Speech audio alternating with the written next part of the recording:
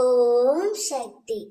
என் அன்பு தங்கமே, நீ விரும்பிய மன வாழ்க்கையை அம்மா நான் உனக்கு அமைத்து தர போகின்றேன்.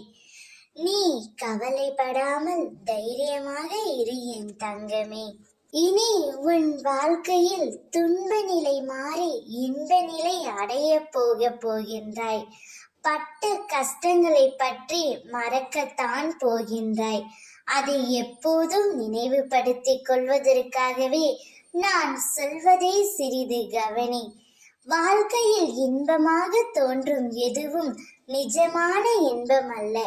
சம்சார பந்தம் என்கிற பாலைவனத்தில் நடக்கும்போது ஏற்படும் களைப்பை போக்கி தற்காலிகமாக நிழல் தரும் சிறு சோலைதான் இன்பம்.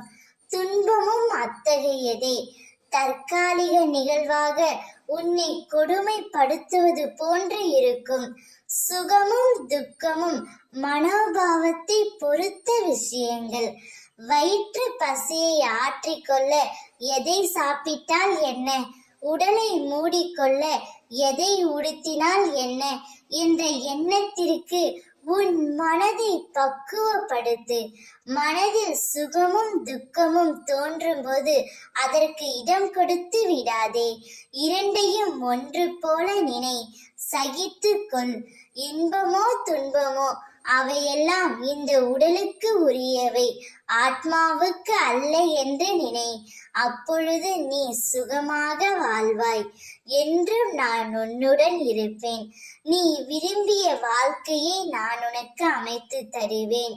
நீ யாரை நேசித்தாயோ, யாரிடம் பேச வேண்டும் என்று துடித்தாயோ அவரே உன் வாழ்க்கை துணையாக வருவார்.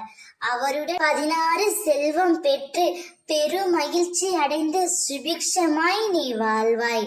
நீ வாழ்வதை பார்த்து அம்மா நான் பூரிப்பு அடைவேன். ஓம் சக்தி.